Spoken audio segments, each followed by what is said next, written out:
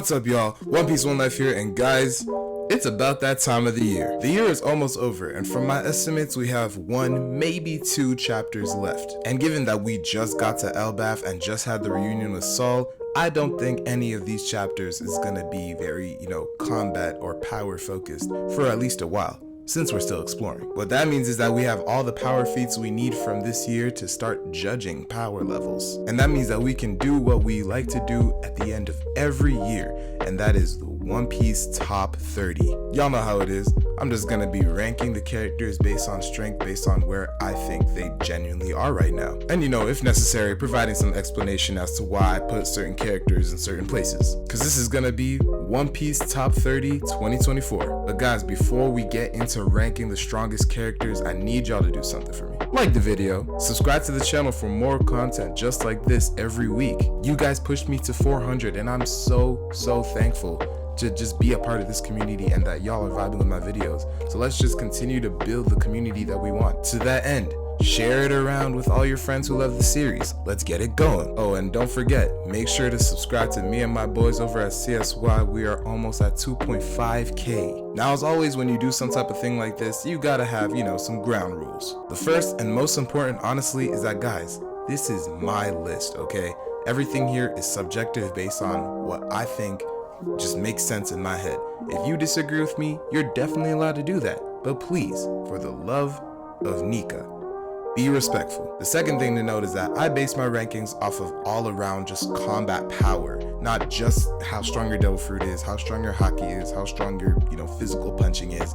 It's all of that together. And in order for this to make sense, the way I'm gonna equalize it, which I saw from Mr. Morj's stream because it made a lot of sense when he did it, was that we're gonna say you don't have to be able to kill or put them down for an extended period of time, but can you at least get them off of an island? Because some characters, it's not fair because they have regen or just crazy amounts of power that they can't actually be put down.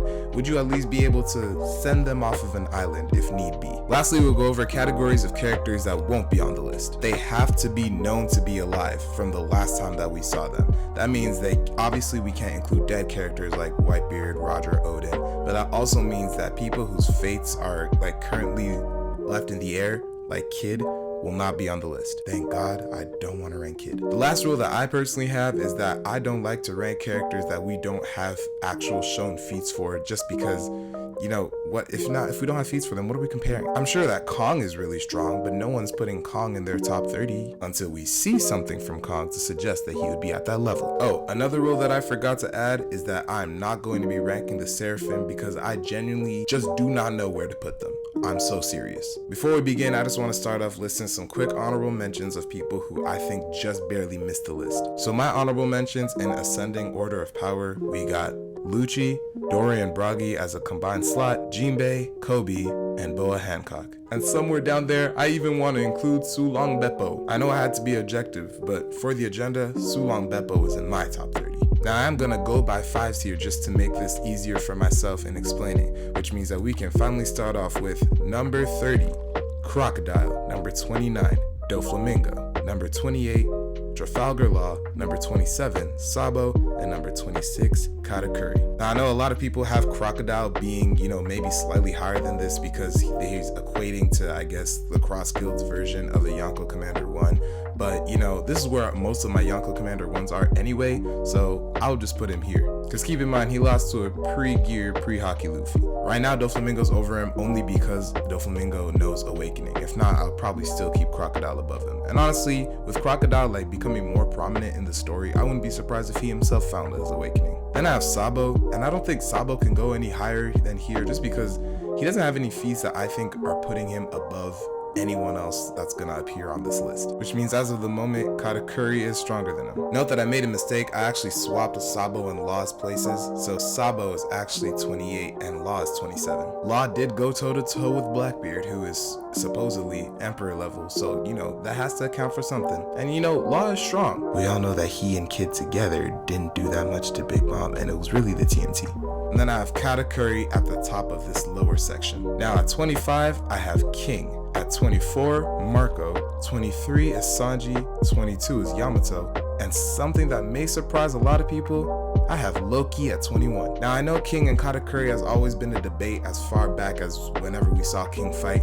Personally, I just have King over Katakuri because he can just do more output damage, and also because Katakuri doesn't, as far as we know, have advanced Conqueror's Haki. I have Marco above both of them because besides Ben Beckman, who is just based off of portrayal and feats, way clear of them, Marco is by far the most impressive of, like, you know, Yonko first mates. Just obviously having dealt with King and Queen at the same time kinda easily. And then I have Sanji above Marco. Now I do think that Sanji is faster than Marco and would be able to, you know, with Ifrit Jambe now, put enough damage to at least like whittle him down. Even if Marco is regenerating, which again is regeneration powers, I think that Sanji's power level would be able to, you know, like, he can occupy Marco, maybe even like edge him out, even though I admit this one, it's kind of tight. I do definitely think that with Ifrit Jambe though, Sanji should be able to beat King and everybody else who's lower. Some people have Law above Sanji and I'm just like, how? And I guess the counter to that people keep asking me is, does that mean that I think that Sanji can do against Blackbeard as well as Law did?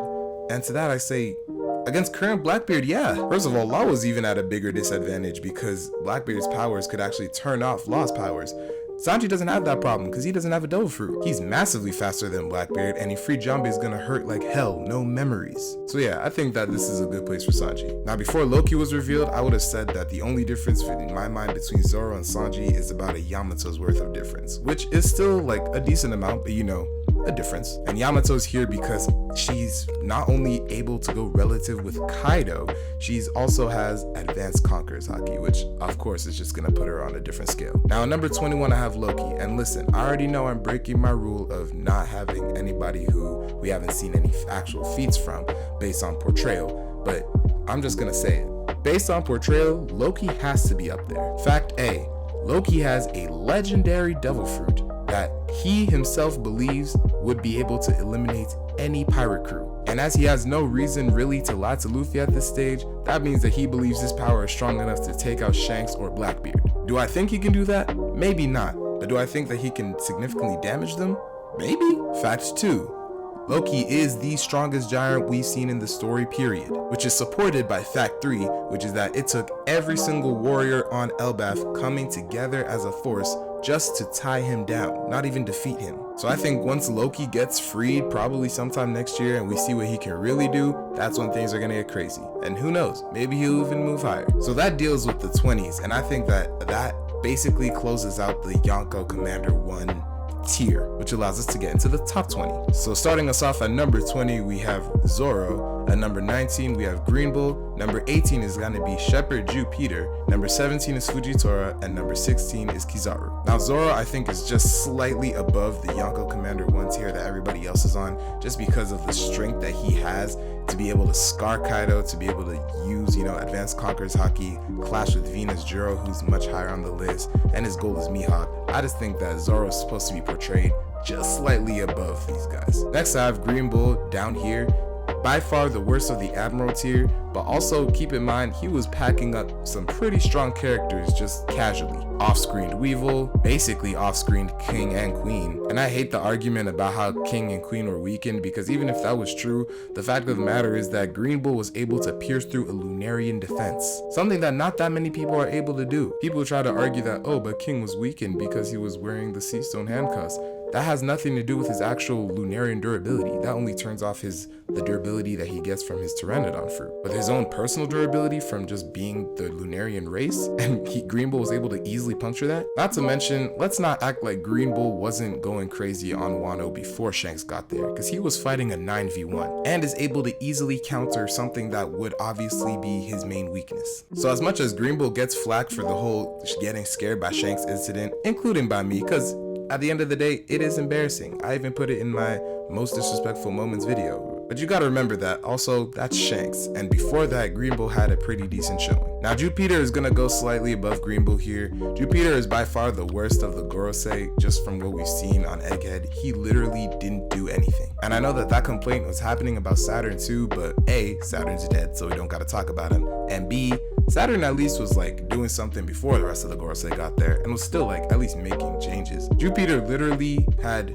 no plot relevance. Then we have Fujitora at 17 and Kizaru at 16, and that's gonna start like the middle of the Admiral tier. We've been known that Fujitora is strong, that doesn't really change anything, but we now also learned that he has a Saijo Wazamono grade sword.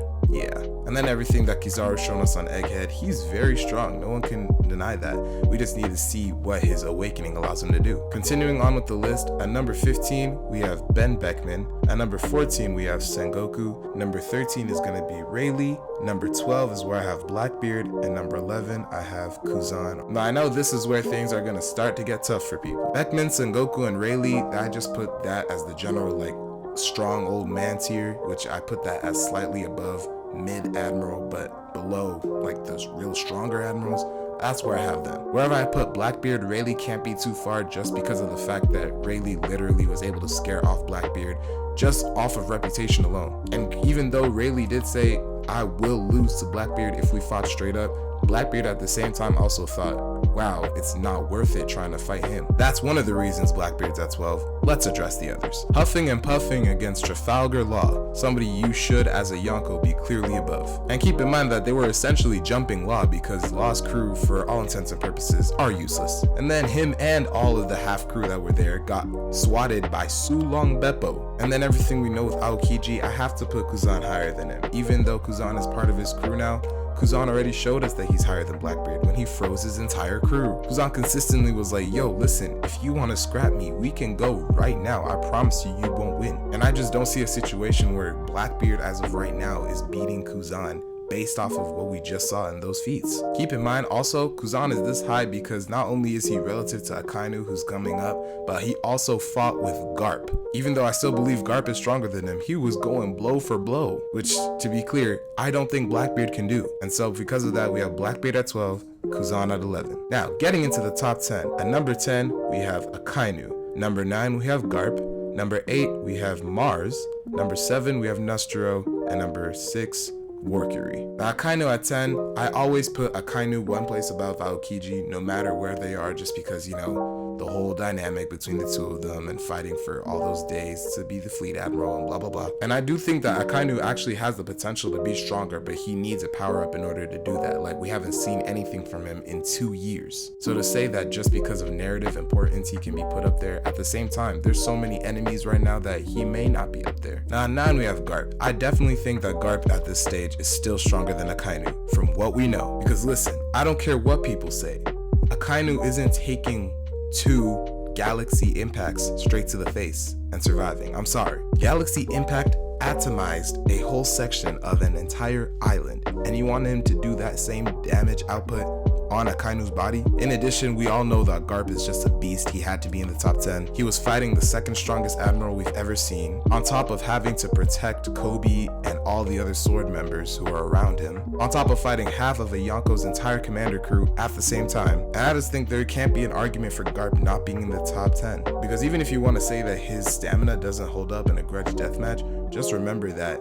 as per my rules, knocking out or a ring out still counts, and I think that Garp can definitely ring out anybody who's below him right now. Now 8, 7, and 6 is Mars, Nostro, and Mercury in that order, just because I think that this is the best estimates of where the Gorosei should go at this stage. Like, we saw what they were able to do when they were invading Egghead this year. They're crazy powerful, each of them. Mars seems to be the most middling of them. Nostro has really powerful ice powers. On top of that, he's incredibly fast, able to circle the entirety of Egghead like that, which means he's likely able to blitz a lot of people. And on top of that, we learned that his sword is in fact the Shodai Kitetsu. Yeah, I think it's cooked. And then of course Warcury was going crazy. He wasn't even able to be damaged by Luffy in Gear 5. Red Rock, the attack that floored Kaido, he tanked that and made it hurt Luffy's hand. We still have yet to see whether they can infuse their Conqueror's Haki into things with advanced Conqueror's Haki, but given that Nostro has a sword, I strongly think he'd be able to do that. And I think if he can do that, at least Warcury should also be able to do that, maybe infusing his tusks with it. And Warcury also has the strongest just straight up burst that we've seen, besides Joy Boys obviously. And that finally brings us to the top 5 strongest in One Piece right now. At number 5, I have Dracula Mihawk. At number 4, St. Figureland Garling. Number 3, our very own Monkey D. Luffy. Number 2 is Shanks. And number 1 is of course Emu. Now, important thing to note here, I hate Dragon, so I don't like to rank him. But if I had to, you can consider him to be either right below Shanks or right below Emu, so either 2 or 3. And I think this top 5 just has to make sense, right? Mihawk relative to Shanks. Shanks is still stronger because he's able to do things that aren't just tied to swordplay, but Mihawk is literally the strongest swordsman in the world. And even though it hasn't been confirmed yet, it actually makes no sense for him to not have Conqueror's Haki. So I don't want to say that that's the reason he's up there because it's not confirmed, but you know. Now why is Garling above him then, even though Mihawk is the strongest swordsman? Well, for one, Fraudhawk exists. Because there's the notion that Garling as a celestial dragon isn't from the world that everybody else considers when they say Mihawk is the strongest in the world. So, you know, that could be a reason why his sword skills may even be stronger than Mihawk's. But even if they aren't, it's the fact that we already know that he's ridiculously strong because he was one of the primary fighters at God Valley. Heavily implied to be the person who scarred Whitebeard, is the leader of the God's Knights, which is the force that actually mobilizes against like other things that threaten the celestial dragons, which means that as the leader of them, he definitely has to be strong. But then now what cinched it is that he became a new member of the Gorosei, which means that he's gonna enter one of those packs with Emu and receive powers from him, making him, in my mind, surely the strongest of the Gorosei. Now I know a lot of people probably think that Luffy at 3 is ridiculous, and I'm here to tell you why it's not. Because a lot of people, their whole argument against Gear 5 is, oh, you know, but the time limit. But here's the thing, again, time limit doesn't matter. Why doesn't time limit matter? Because again, I'm talking about ring outs. Because there's a difference between saying whether Luffy can defeat this person and whether he would. Because see, whether Luffy would defeat this person, that plays into the narrative, what the narrative needs at that time, and you know, how Oda structures that. But when you ask can, that's just, do I think that he theoretically, if he didn't joke around, if he just knew what he had to do, does he have the output power to do it? And I think that he does have the output power currently in Gear 5 to defeat everybody else on this list. And you don't even need to look far for this. Just think about the fact that he went against Saturn and Kizaru at the same time, low diffing them. And now just consider that even then he was holding back because he didn't use any of the stronger attacks that he used against Kaido. Because genuinely, I'm just thinking, I'm like, okay, everybody below him on this list, if he starts out the battle, goes into Gear 5, and then immediately hits a Barangan, what are the rest of them doing? Now, number 2 obviously has to be Shanks, just because, you know, Haki Man, probably the strongest person in the world besides Emu right now. This year, his Haki was actively compared to Joy Boy's, who has by far the strongest Haki feat we've seen in the story, capable of sending all of the Gorosei back home and forcing them out of their transformations. So the fact that Oda is saying that Shanks can do something at least comparable is saying a lot about him. And then of course, Emu set up as the final villain, the ruler of the world, yada yada yada.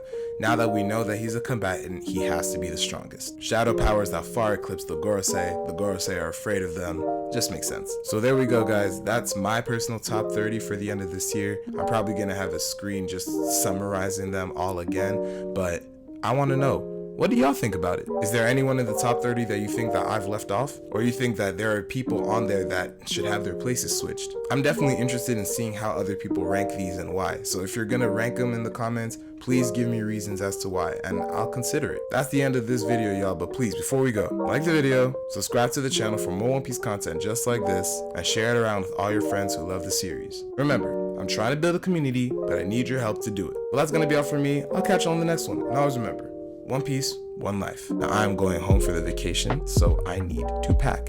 That is why I'm actually stockpiling all these videos, and as you're seeing them, I recorded these actually like 2 weeks ago. Anything for the grind, baby.